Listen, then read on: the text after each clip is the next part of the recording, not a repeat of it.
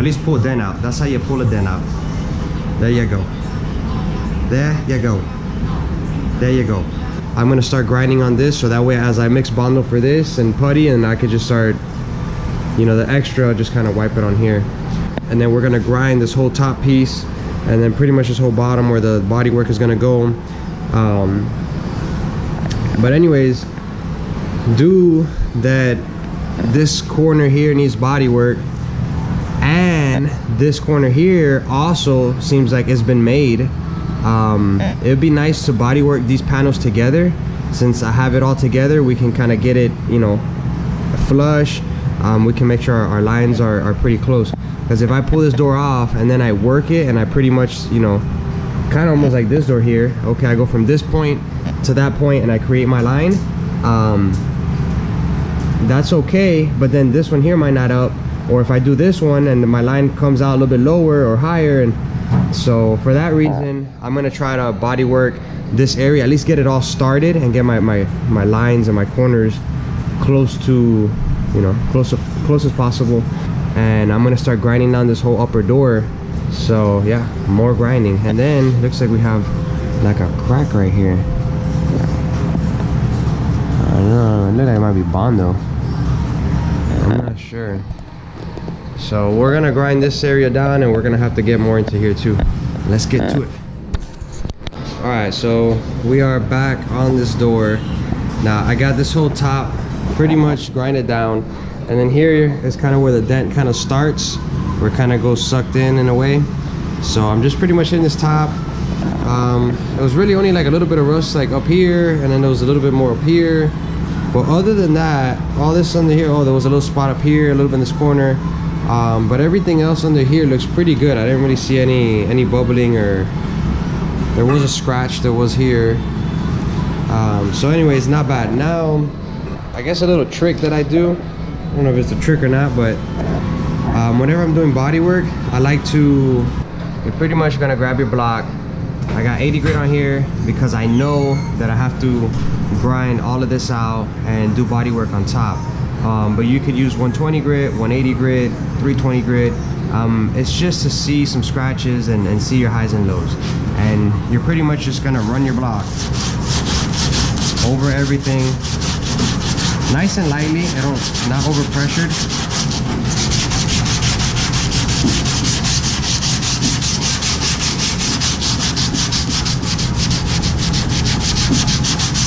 And the idea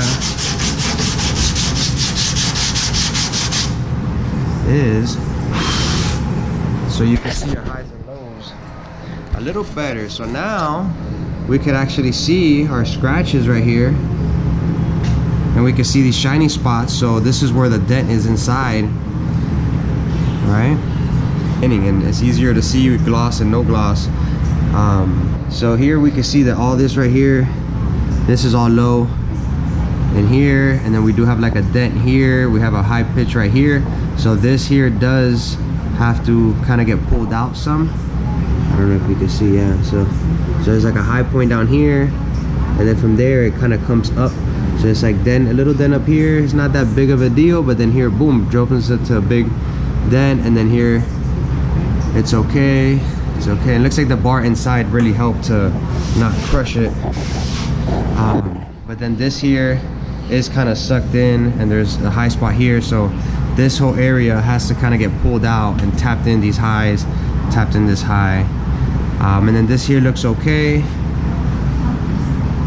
And then we have a little dent here, and then again all this right here is pretty much dented in, pretty much all the way almost to the front of the door. Now that I see where I need to be pulled out and needs to be tapped in, now I can specifically grind out the points that I want to stud weld, and then start pulling and tapping and pulling and tapping, and then we could block again and see our highs and lows, and then once it's pretty much really good, then a final grind down and body work. Let's do this. We got our stud welder, our studs that I'm almost running out of, the puller, the grinder, oh, and then I've got to get my hammers. But anyways, we're gonna start grinding.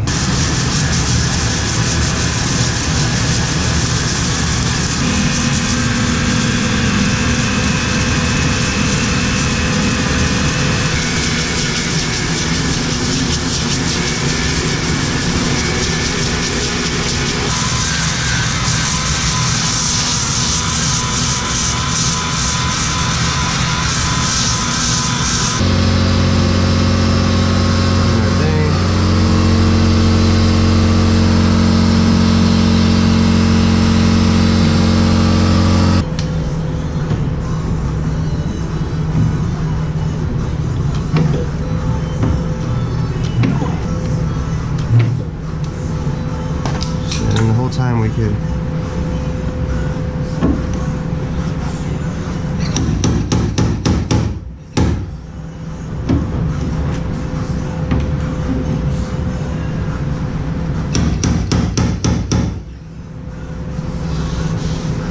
And that's pretty much it. Now you don't wanna, if you can weld them tighter together, even better. And that way you work them out. In this case, you're going too far, you kind of create a little bit of a coupling. But believe it or not, you're getting this point to come out and that point to come out, and there's a lot less material that you have to put on there. So keep that in mind. You know, you could go working it little by little so you can see. Sometimes you got to get them closer together. Sometimes you have to cut them off and put one in between if you went too far. So it just depends. Sometimes if it's like a dent, sometimes one or two, you pop the dent out and you know, that's all you need. But this material here is pretty thick. All right, so I welded this top dent. Is a lot bigger than what it looked like. Pretty much this whole thing has a crown, so we pretty much hit stud weld all under the crown. I already pulled that one.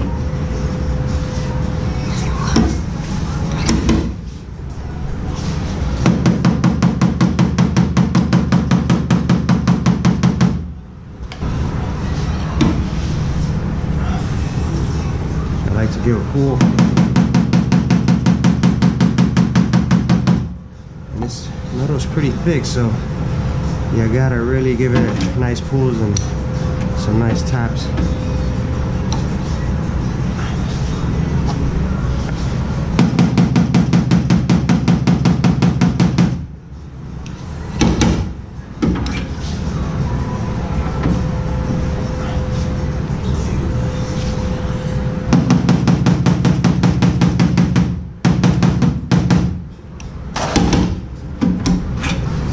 Yep, so we were able to tap in that crown, and now we're talking.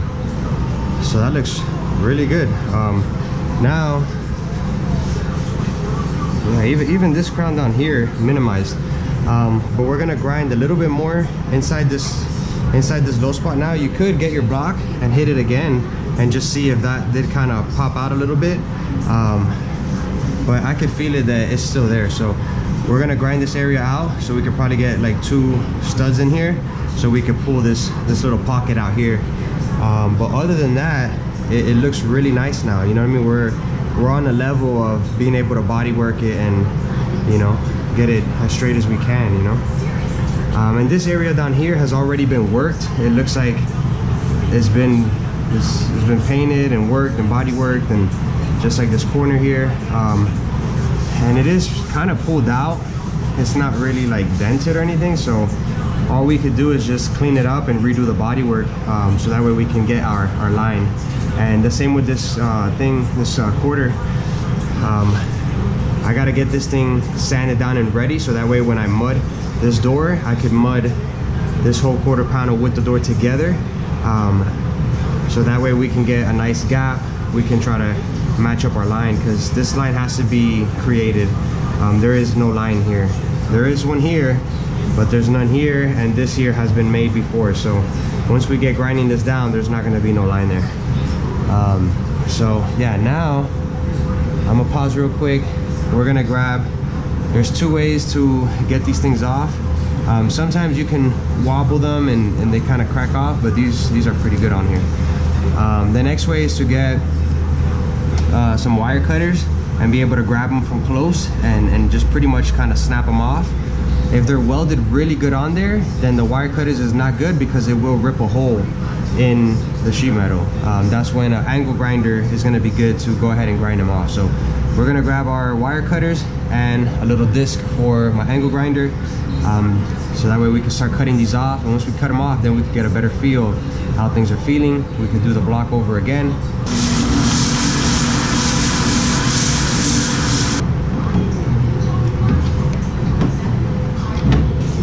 Now we're gonna tap on this.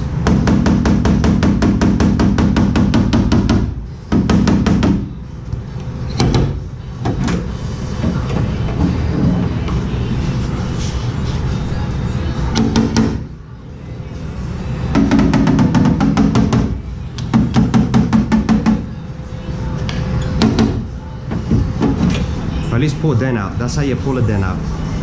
There you go. There you go. There you go. So, and again, keep in mind,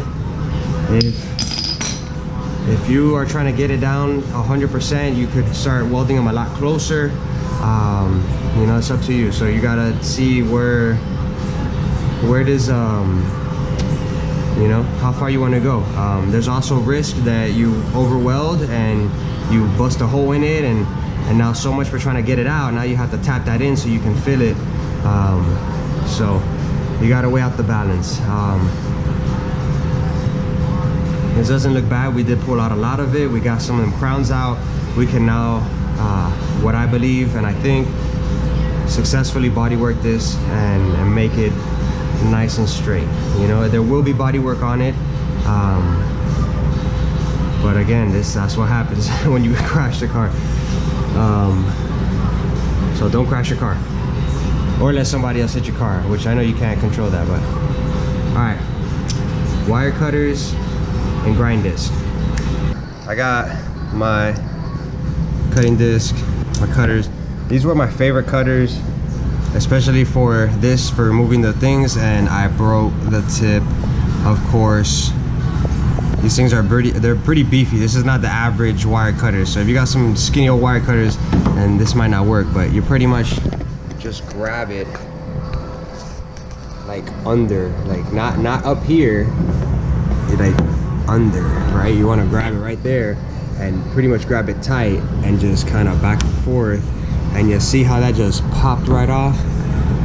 So that's the goal, and that doesn't always work out, and you have to kind of get a feel for your machine, how long to leave it on.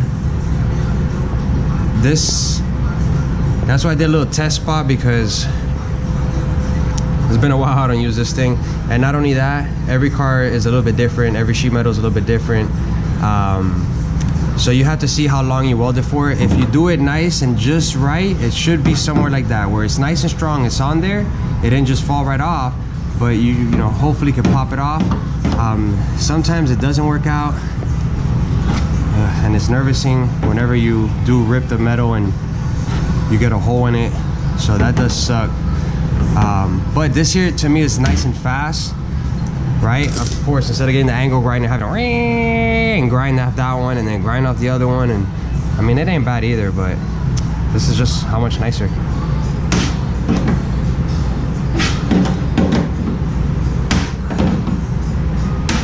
All right, I've seen some people use like vice grips, like the lock-on. I don't know, I've never had success. That's how I do it. And look at that, I didn't even have to cut any, so that's amazing. Now I get my little grinding disc pad and I pretty much clean up these spots here.